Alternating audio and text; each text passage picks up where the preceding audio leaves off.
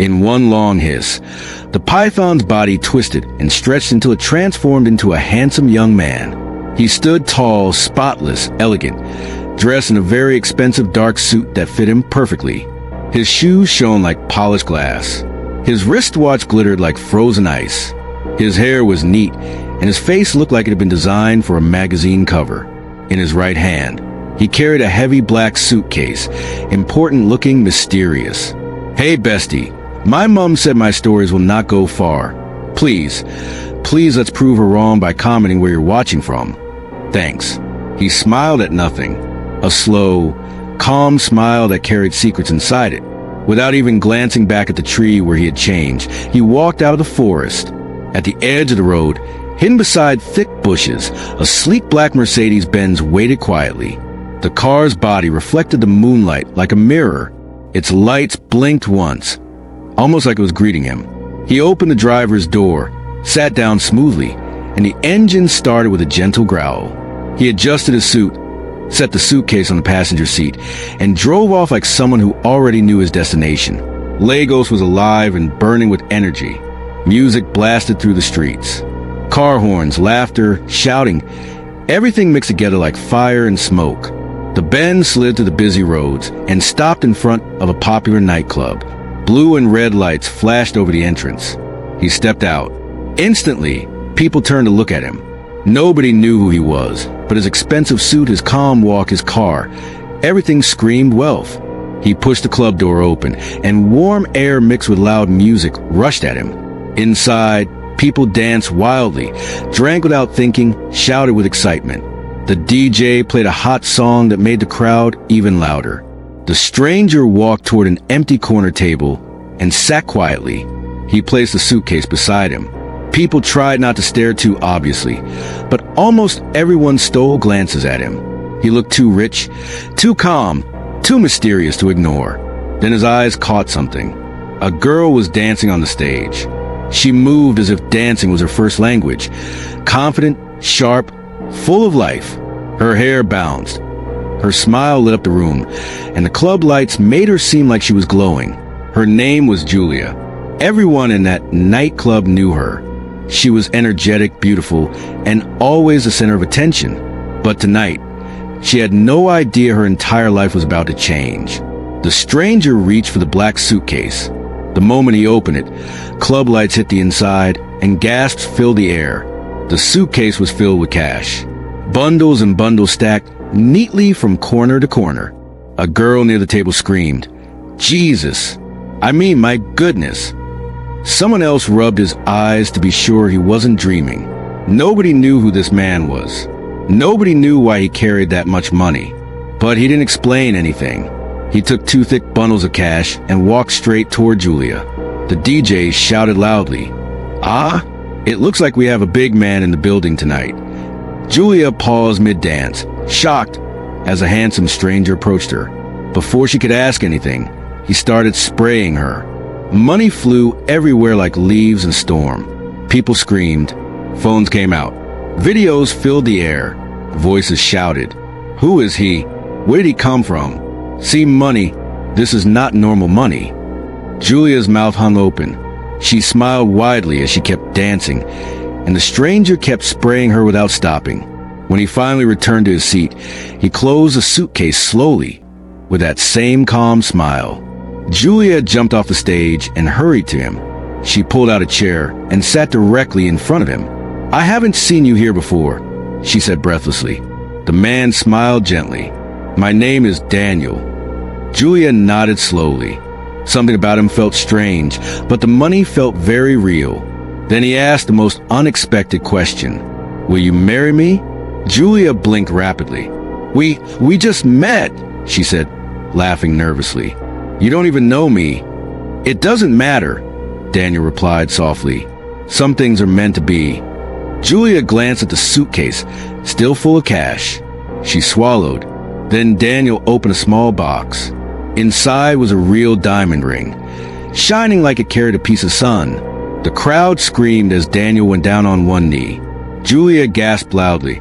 "It's diamond!" she shouted. Daniel nodded calmly. "Yes, it is." She looked at him. Then the ring. then the suitcase, then him again. Yes, yes, I will marry you, she shouted. The crowd exploded with cheers. People clapped. Phones flashed, the DJ screamed, "This is real love." Julia hugged him tightly, dizzy from excitement. A few minutes later, Daniel picked up his suitcase. "I have to go," he said. Julia quickly grabbed her bag, ready to follow, but he stopped her gently. "Don't worry, we will meet tomorrow. Same place, same time." Julia frowned. "You're leaving alone?" He touched her cheek softly. "Tomorrow." She nodded, confused but excited. Daniel walked out. People followed, trying to see who he was, but he got into his Benz and drove away quickly. He drove back to the forest. He stepped out. The moment his feet touched the ground, his body began to twist again. His hands bent, legs folded, skin shifted. His suit dropped to the floor. Within seconds, he was a python again. The golden snake slithered into the darkness. The suitcase vanished with him. The forest swallowed him completely. Something deep inside that forest was changing. Something Julia had no idea about. And tomorrow was coming fast. Julia didn't wait for the club to close. She didn't rest. She didn't breathe properly. She ran home at full speed. Her heart pounded, not from fear, but from excitement. She held the diamond ring tightly, so it wouldn't fall. Her bag was filled with bundles of money the mysterious man Daniel had given her. When she reached her house, she pushed the door so hard it slammed against the wall. Her friends, Sonia and Kim, jumped up in fear. "Julia, what is wrong with you?" Sonia shouted, but Julia didn't answer. She held out her hand, fingers spread wide, showing the diamond ring. "Girls, look," she screamed. The ring sparkled like a star. Sonia's eyes widened. "Wait, is that real diamond?" Julia nodded proudly. "Yes, real diamond." Kim swallowed. "From where? What happened?" Julia rolled her eyes dramatically. "Relax. I didn't steal anything. I met a big boy today. A billionaire." Sonia and Kim exchanged a confused look. Then Julia opened her bag and threw out bundles of cash onto the bed. The money just kept coming. Kim froze. What is this?" "Money," Julia shouted. "He gave me all this, and he proposed with this ring." Sonia shook her head. "Julia, are you sure you didn't go and steal?" "I didn't steal anything." Julia snapped. She flipped her braids proudly. "I told you girls to follow me to club today, but you refused. Now look, I'm not giving you people a dime." Sonia hissed loudly. Kim spoke gently. "Julia, we are happy for you, but something is not right. How well do you know this man? Where did he come from? Where did the money come from?" Immediately she finished, Julia and Sonia shouted, "Shut up." Julia held the ring against her chest, smiling like someone who just won the lottery. "I'm going to marry him," she whispered to herself. "My life has changed," Julia whispered proudly, but Kim looked away. Something inside her chest felt heavy. Something about Daniel did not feel normal. A quiet warning stirred inside her, but she didn't know how to explain it. Night came quickly. Deep inside the forest, under the same giant tree, the air grew still. Leaves shook as if something huge was waking up. A long python crawled out from the roots. Its golden scales glowed brighter than the last time. Its eyes looked like two shining lamps in the dark. Suddenly, its body twisted. Its skin cracked. Its shape stretched. And slowly, the python changed back into the handsome man Daniel. Tonight, he wore another expensive suit, this one with golden touches. His new suitcase sparkled as if filled with treasure. Smiling to himself, he walked to the road where his Benz waited patiently. He entered the car and drove straight toward the nightclub again. Julia was already standing outside the club with Sonia and Kim, dressed beautifully and glowing with excitement. "That's him! That's him!" she screamed when she saw the Benz. Daniel stepped out, and Julia ran toward him like a little girl rushing to her father. She hugged him tightly, but immediately gasped, "Wait, why is your body so cold?" Daniel smiled calmly. "Oh, the AC in my car. I like it very cold." Julia didn't suspect anything. She laughed and hugged him again. Sonia and Kim greeted him excitedly. "Welcome, sir," Sonia said, almost bowing. Kim shook his hand, but her eyes filled with fear. The coldness in his skin felt wrong, too wrong. Inside the club, people who saw him the night before shouted, "Boss! Big man! Spray us again! Man of the night!" Phones were already recording him. Daniel didn't smile. He only nodded politely and walked inside with Julia proudly holding his arm. Julia's friend stared at him like he was a superstar. When they sat down, Daniel leaned back and looked into Julia's eyes. "I want to visit your parents tomorrow," he said calmly. Julia screamed. Sonia screamed. Kim screamed a small, worried scream. Julia jumped up and danced around like a child. She kissed Daniel on the cheek. "You're serious. You really want to marry me?" Daniel smiled, but it wasn't a normal smile. I was careful, secretive. In a dark corner of the club, two men watched Daniel closely. They sat in the shadows, wearing black coats, smoke drifting from their cigarettes. One of them was Dennis, Julia's ex-boyfriend. Jealousy burned in his eyes. His friend muttered, "Look at her, she's following another man." Dennis stared at Daniel with suspicion. That man, something is not right about him. But Daniel never looked in their direction. He acted like they didn't exist. After a while, Daniel stood up. "Let's go," he said. Julia grabbed her bag. Sonia and Kim followed as he led them outside. Daniel opened the car door. "I want to show you something." They entered the car. As he drove, the road grew quiet and beautiful. Street lights glowed softly. Tall fences surrounded expensive houses. Flowers lined the streets. Julia's mouth hung open. "Where are we?" Daniel stopped in front of a beautiful duplex. The house looked rich, bright lights, clean walls, a neat little garden. He stepped out and pointed at it. "I bought this house," he said quietly. "And it's in your name, Julia." Julia screamed so loudly the gate almost shook. "Oh my God!" she cried. She ran to him and hugged him tightly, lifted her legs like a movie scene. Sonia and Kim clapped in disbelief. Kim whispered, "This is too much, too fast, too strange." But Julia didn't hear anything. She danced around the compound, touching the walls, opening the gate, closing again, laughing like a child. She threw her arms around Daniel's neck. "I love you. I love you." Daniel held her gently, but his smile, it was not the smile of a normal man. It was the smile of someone hiding something dark, something dangerous. And deep inside the forest, the giant tree trembled, slowly awakening. Tomorrow would not be normal. The following week felt like a dream. From the moment Daniel said he wanted to marry Julia, everything happened fast. Too fast. But no one cared. Daniel had money. And to most people, money was louder than questions. Julia's parents were the happiest. Her father smiled all day. Her mother bragged to every neighbor. "My daughter is marrying a rich man. A billionaire. God has done it." Sonia and Kim helped with preparations.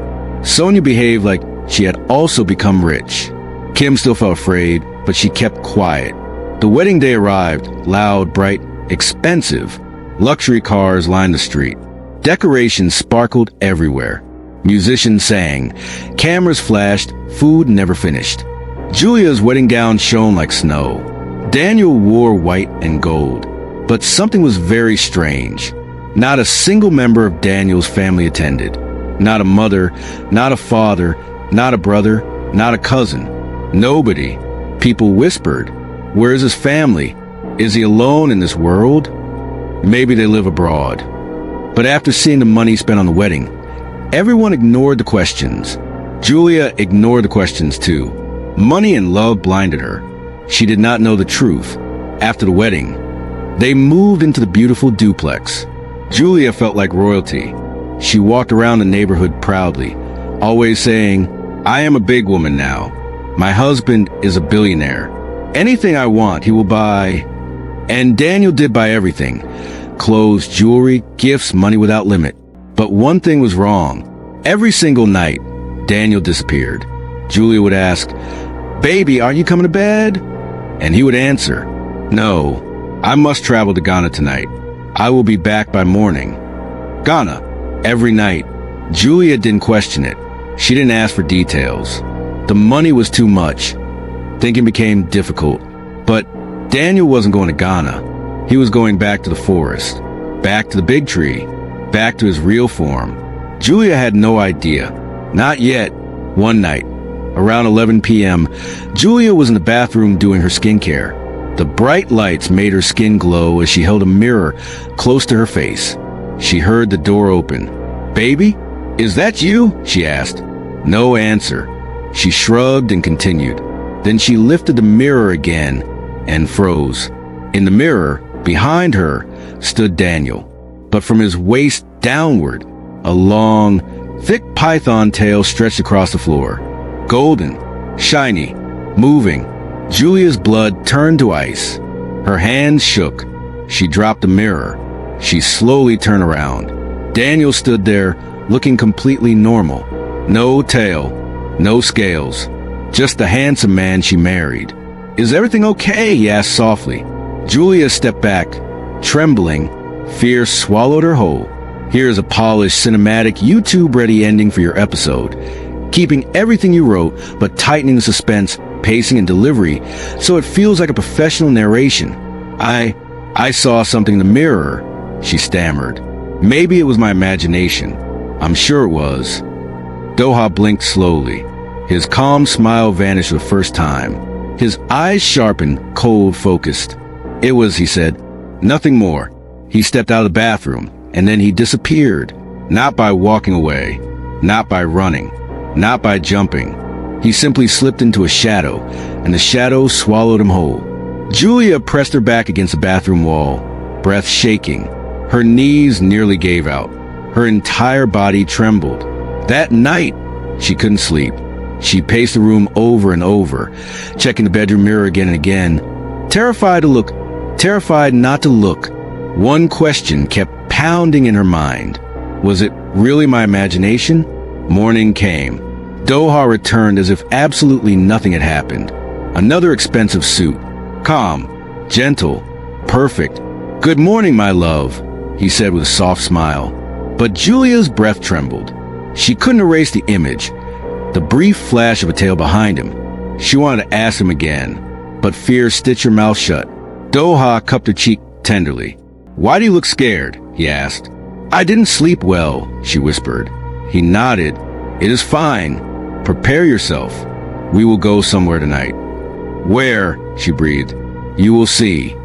His smile was soft, but his eyes were sharper than ever, almost as if he knew she saw something, as if he was waiting. Julia swallowed hard. Her life had changed, but she didn't know if it was for the better, or if she had stepped into something much darker. Far away, deep inside the forest, the giant ancient tree shuddered.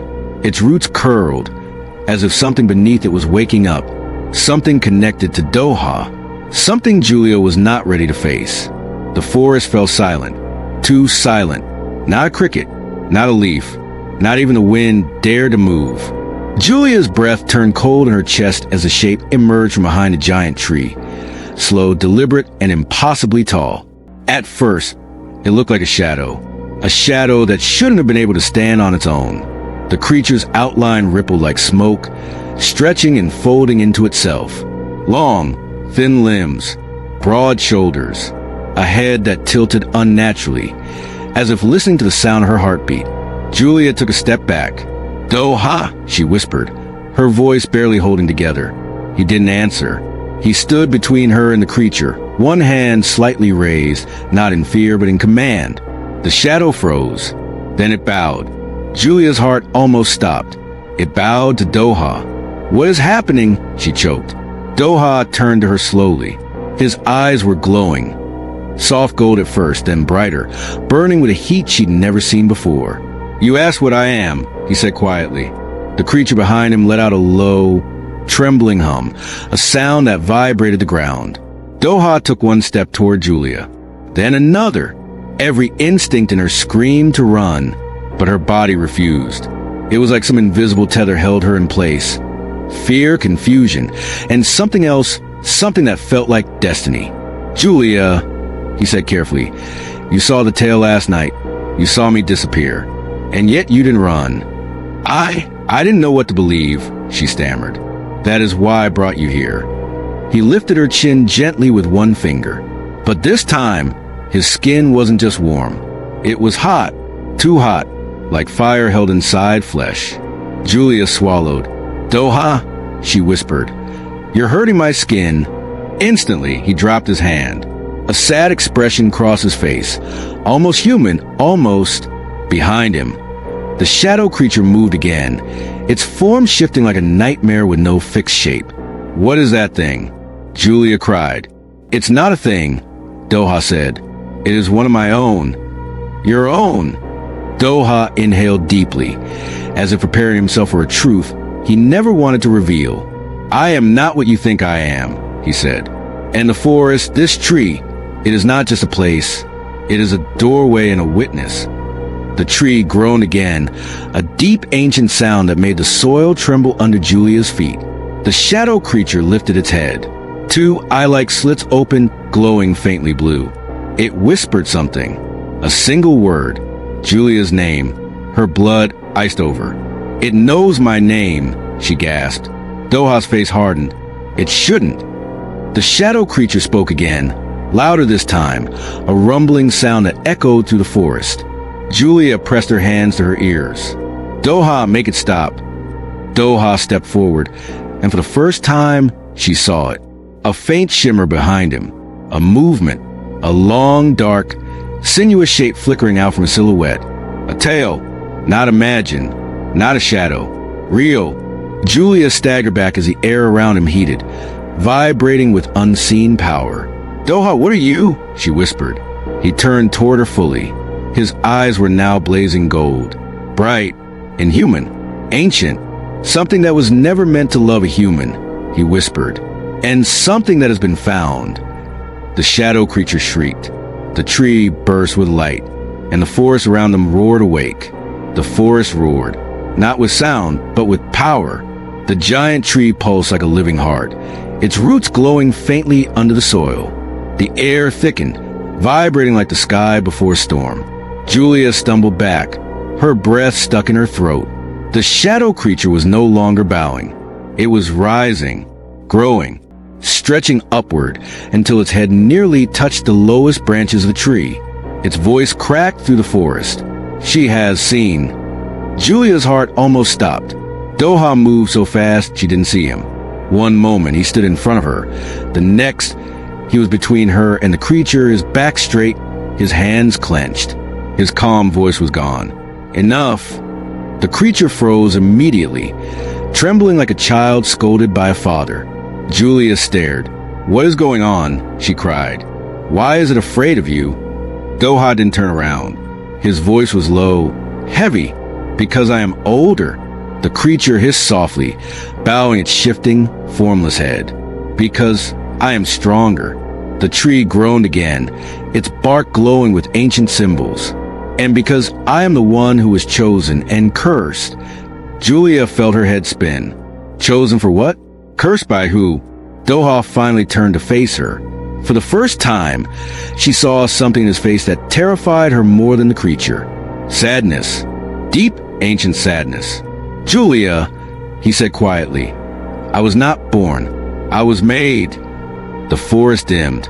Even the trees stilled. Julia shook her head. No, that's not possible. You're human. I married a human. Doha's golden eyes softened. I tried to be. Those words hit her like a slap. His silhouette flickered again, and the tail she saw in the mirror curled behind him, glowing faintly. I came into this world centuries ago, he whispered. Not as a man, but as a guardian of this forest. A serpent spirit bound to protect an ancient power buried under this tree. Her breath stopped. Then why do you look human? Because once, long ago, I touched the tree's heart. His voice lowered. And it changed me. Julia's voice broke. Into this? Into both, he said. Not fully human. Not fully serpent. A creature that can walk in two skins. The shadow creature hissed again, angry, restless. Doha's eyes sharpened. We are not alone tonight. Julia backed away. What does it want? Not what? Doha said. Who? The creature lowered itself, its smoke-like form drifting across the ground until it stopped a few meters away from Julia. Its glowing blue slits focus on her, studying her, recognizing her. The bride sees the truth. The bride breaks the law. Julia's knees weakened. Doha stepped forward, voice like thunder. She saw because I allowed her to. She is mine. The creature hissed loudly. Then she belongs to the forest. Julia's scream caught in her throat. Doha moved instantly, faster than wind. His tail whipped through the air like a golden whip, slamming the creature backward with a deafening crack. The forest shook. The tree flashed. Doha's voice rose, deeper than any human voice, layered with something ancient. She belongs to me alone. Julia's heart pounded. Doha turned to her, his eyes blazing. "Julia," he whispered, "I must take you deeper into the forest tonight." "Why?" she cried. "Why would I go anywhere with you after seeing all this?" His expression softened. "Because now that you've seen my truth, the forest will not rest until it claims you." Julia stepped back. "And if I refuse?" Doha looked at her, not with anger, but with something far more painful. "Then, my love, you will not live to see sunrise." The forest erupted with whispers. The shadow creature rose again, and the tree began to glow brighter than ever.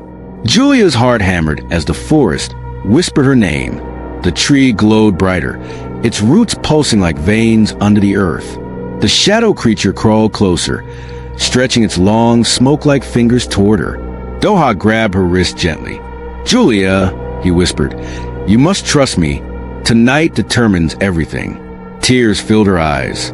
"What happens if I follow you into the forest?" Doha's golden eyes dimmed, not with anger, but with fear.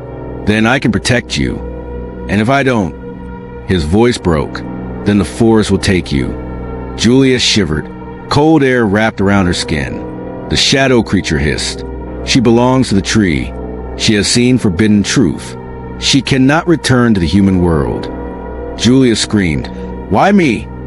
What did I do?" Doha stepped in front of her, shielding her with his body as his tail uncoiled behind him, glowing fiercely. "You married me," he said softly, "and the forest accepts no ignorance. Anyone who becomes mine must be claimed." The tree thundered, a deep, booming sound like a giant heartbeat.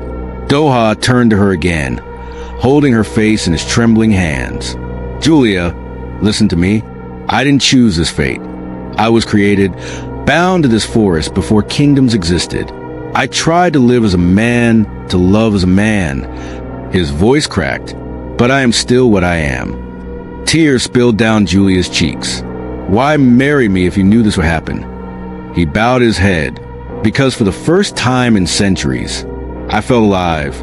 You made me feel human. And I was selfish." The ground shook violently. Roots burst from the soil, snaking around the shadow creature and pulling it backward. More shadows rose, 2, then 3, then 10, all whispering her name. Julia cried out as one shadow reached for her leg. Doha roared, a roar not human, ancient, powerful, terrifying. His full form finally appeared, not in fragments, not half-formed. The python form rose behind him, towering, shimmering gold, eyes burning like suns. His human shape overlapped with the serpent's spirit, like two creatures living in one body. Julia stumbled back, overwhelmed. Doha turned to her. "Julia, you have two choices." The forest fell silent, listening. "Follow me deeper into the forest and bind your life to mine forever. Or," his voice softened to a whisper, "or I let you go and break the marriage by myself." Julia froze. "Break it how?" Doha closed his eyes. "By giving up my human form." Julia gasped. "What does that mean?" He looked at her one last time. "With sorrow, love, regret. It means I will never walk as a man again." The shadows hissed, circling him, tried to pull him toward the tree. Julia shook her head violently. "No, Doha, wait." He lifted his hand. "This is the only way to save you." "Don't do this," she cried. But he smiled softly. "For the first time in my existence, I loved and love demands a sacrifice. The tree flared with blinding golden light. Julia screamed as Doha stepped backward toward it, the shadows grabbing his arms, pulling him into the heart of the ancient power. His voice echoed through the forest one last time. "Live, Julia." She reached out for him, his body dissolved into golden dust, his serpent form coiling, shimmering, until both vanished into the glowing bark of the tree. The forest went silent. The shadows disappeared. The tree dimmed. Julia fell to her knees, sobbing, the echo of Doha's final words lingering in the cold night air. When the light faded completely, something gently dropped from the tree and landed beside her. A ring, his wedding ring, golden, warm, still glowing faintly. She clutched it to her chest and cried until the forest wind carried her voice away. Far away, at the edge of the forest, the first morning birds began to sing, as if nothing had happened. Julia rose slowly and walked back toward the human world, but she knew deep inside she had loved a man who was never human, and he died human because of her. The forest behind her stood tall, silent, watching, waiting, listening. Somewhere inside its ancient roots, gold flickered as if a serpent spirit still breathed, still protected, still loved.